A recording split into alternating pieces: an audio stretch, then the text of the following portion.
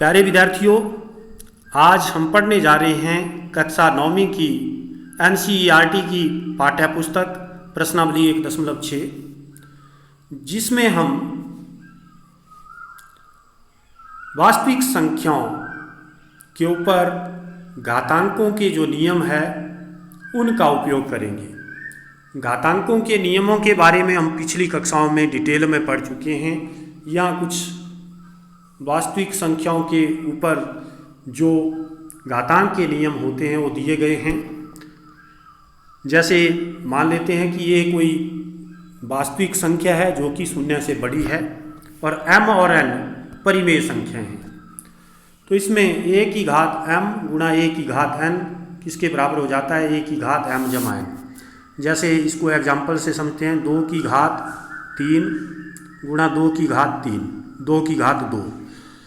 2 की घात 3 का मतलब है 2 को स्वयं से 3 बार गुणा करना, 2 गुणा 2 गुणा 2, 3 बार गुणा। और 2 की घात 2 का अर्थ है 2 को स्वयं से 2 बार गुणा करना, 2 गुणा 2। तो ये बन जाता है 2 की घात बन जाती है टोटल 5, जो कि कैसे आता है? 2 की घात 3 जमा 2। आधार बराबर हैं, घातों को आपस में जोड़ दिया हमने। a था आधार, तो a की घात m गुणा a की घात n बराबर है, a बन जाता है a की घात m जमा n।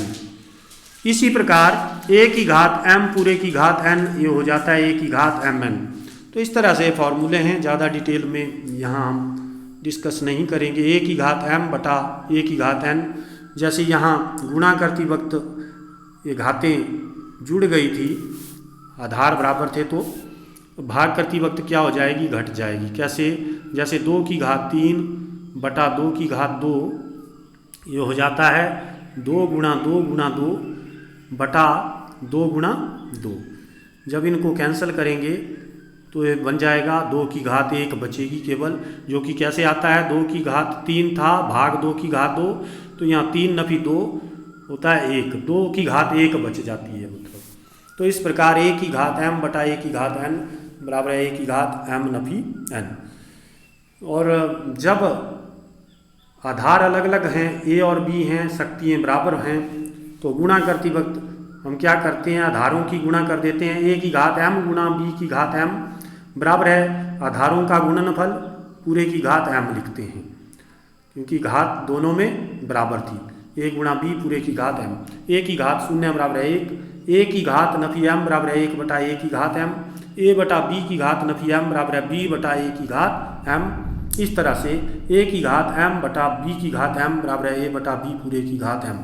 और a की घात m बटा n को हम इस प्रकार भी लिख सकते हैं, एक करनी का सिंबल चिन्ह है, तो इसमें n का मान कुछ भी हो सकता है, 2 3।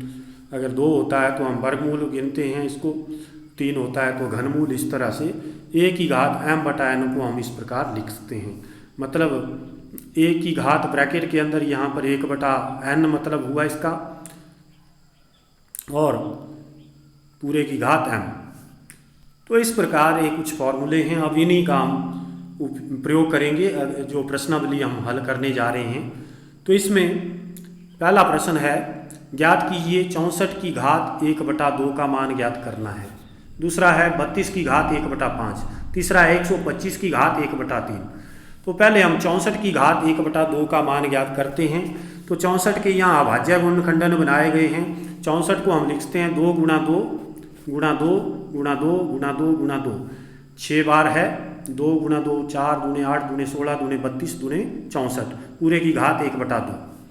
तो इसको लिखा जा सकता है 2 की घात 6, क्योंकि 6 बार गुणा है 2 की स्वयं से, तो 2 की घात 6 पूरे की घात 1 बटा 2। तो हमने एक नियम पढ़ा है, a की घात m पूरे की घात n, 2 घातें हों तो बाहर और अंदर वाली घातों को आपस में गुणा हो जाती है, क्योंकि आधार तो एक ही है, a की घात m गुणा n बन जाता है। यहाँ भी 2 की घात 6 और घात एक और है 1 बटा 2, तो यहाँ दोनों घातों को गुणा हो जाएगी। ये बन जाएगा 2 की घात 6 गुणा 1 बटा 2, ये कैंसिल हो गया 2 से 6, तो 2 3 6, 2 की घात 3 बच जाता है, जो कि होता है 2 गुणा 2 गुणा 2, 8 के बराबर आ जाता है। इसी प्रकार अगला है 32 की घात 1 बटा 5। 32 के भी अभाज्य गुणनखंड किए हैं। 32 को लिखा जा सकता है 2 गुणा 2 गुणा 2 गुणा 2 गुणा 2 गुणा 2 5 बार। तो 2 की घात 5 बन जाएगा। ये बाहर एक और घात है 1/5, 2 की घात 5 पूरे की घात 1/5। तो यहाँ भी वही फॉर्मूला लगेगा, a की घात m पूरे की घात n बराबर है a की घात m गुणा n। बाहर और अंदर की घातों को आपस में गुणा कर देते हैं हम, तो ये कट जाता है 5 से 5, यहाँ पर ये बनता है 2 की घात 1 जो कि आ गया 2 के बराबर। अब 125 की घात 1/3, 125 की घात 1/3 को हम लिखते हैं 125 के अभाज्य गुणनखंड अगर बनाते हैं 5 गुणा 5 गुणा 5, 5 5 25, 5 125 पूरे की घात 1/3 है। तो 5 गुणा 5 गुणा 5 को फिर से हम इस प्रकार लिखते हैं 5 की घात 3, क्योंकि 5 की स्वयं से 3 बार गुणा हुई है, पूरे की घात 1/3। अब यहाँ भी वही फॉर्मूला लगेगा कि a की घात m पूरे की घात n किसके बराबर होता है, a की घात m गुणा n। यहाँ ये 3 से 3 कैंसिल हो जाएगा, ये बनेगा 5 की घात 1 जो कि 5 के बराबर आ जाता है, क्योंकि ये ऊपर अंश में है 3 गुणा 1 3 बन जाएगा, 3/3 जो कि 1 आ जाता है। और इसके बाद दूसरा प्रश्न है, ज्ञात कीजिए 9 की घात 3/2, 32 की घात 2/5, 16 की घात 3/4, 125 की घात नफी 1/3। तो पहले हम हल करेंगे 9 की घात 3/2। 9 को लिखा जा सकता है 3 गुणा 3 इसके अभाज्य गुणनखंडों की घातों में। तो 3 गुणा 3 पूरे की घात 3/2 है, तो 3 गुणा 3 हो गया, 3 को 2 बार गुणा मतलब 3 की घात 2 पूरे की घात 3/2।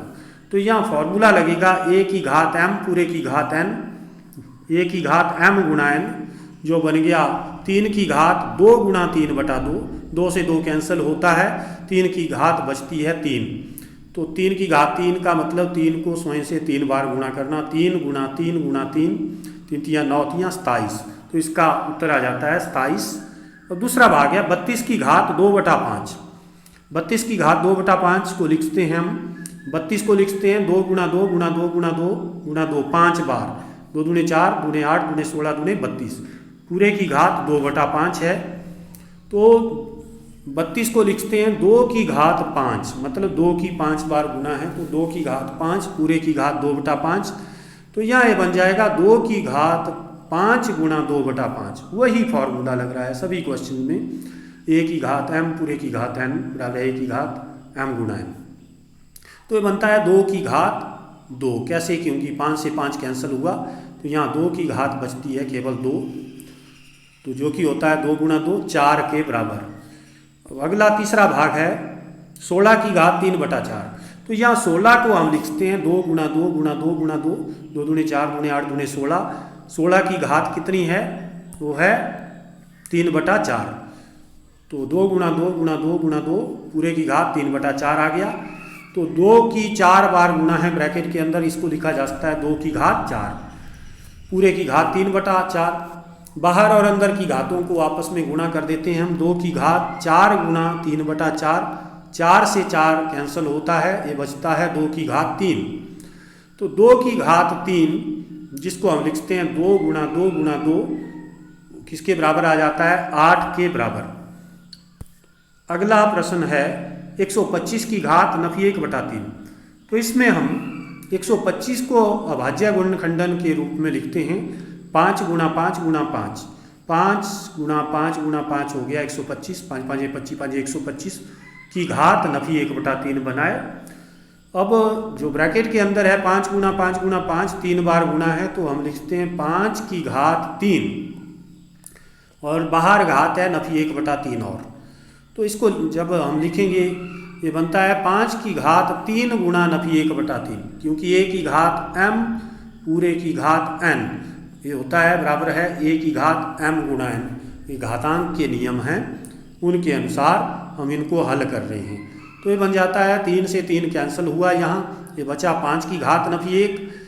लेकिन हमने पढ़ा है कि a की घात नफी m बराबर है 1/a की घात m। तो यहाँ 1/5 की घात 1 बन जाएगा, ये धनात्मक घात आ जाएगी जिसको हम लिखते हैं 1/5 ही, क्योंकि 5 की घात 1 जो है वो 5 के बराबर ही होगी। अब इसमें अगला भाग है दूसरा, 1/3 पूरे की घात 7। तो इसमें हमने एक फॉर्मूला पढ़ा है कि a/b की घात m पूरे की घात m, a/b पूरे की घात m होता है a की घात m बटा b की घात m के बराबर।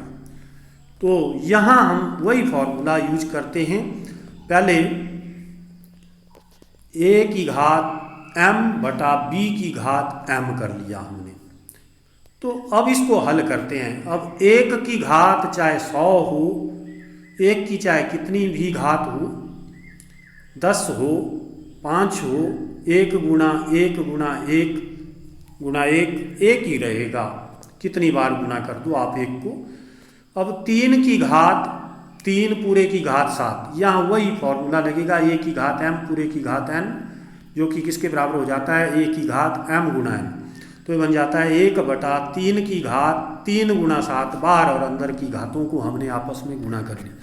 तो ये बन गया 1/3 की घात 21, जिसको हम लिखते हैं 3 की घात नफी 21 भी, क्योंकि a की घात नफी m जो होता है 1/a की घात m, या तो यही आंसर आप इसका छोड़ सकते हैं 1/3 की घात 21। तो अगला तीसरा भाग है 11 की घात 1/2 बटा 11 की घात 1/4। अब यहाँ भी अब आधार तो बराबर हैं लेकिन शक्तियाँ अलग अलग हैं। तो यहाँ हमने एक फॉर्मूला पढ़ा था a की घात m बटा a की घात n। तो भाग करती वक्त अगर आधार बराबर हों, शक्तियाँ अलग अलग हों, तो क्या होता है, शक्तियाँ घट जाती हैं। घात जो हैं भाग करती वक्त अगर आधार बराबर हों तो घातें घट जाती हैं। तो यहाँ 11 की घात ये बन जाएगा 1/2 नफी 1/4। अब यहाँ पर 1/2 और 1 में से 1/4 को घटाना है। तो यहाँ हम इन भिन्नों को तब तक नहीं घटा सकते जब तक इनके हर बराबर नहीं हो जाते। तो 2 और 4 के हरों को बराबर बनाने के लिए हम इनका एलसीएम लेते हैं, लघुत्तम समवर्त्य, वो आता है 4। तो सबसे छोटी संख्या जिससे दोनों को भाग हो जाता है, जिसको दोनों से इनसे भाग हो जाता है, सबसे छोटी संख्या 4 ही है। तो 4 इन दोनों का लीस्ट कॉमन मल्टीपल एलसीएम है। तो इस पहले में 1/2 में हर 2 है, उसका 4 बनाने के लिए हमें 2 से गुणा करना पड़ेगी हर में, अंश में भी 2 से गुणा होगी, 1 को 2 से, 2 एकम 2। लेकिन यहाँ पहले से ही हर 4 है, तो यहाँ 1 से गुणा कर सकते हैं, 4 एकम 4, 1 से ही अंश में होगी, 1 ही रहेगा। तो ये बनेगा 11 की घात 2 नफी 1/4, दोनों के हर बराबर बन गए 4 4 के बराबर।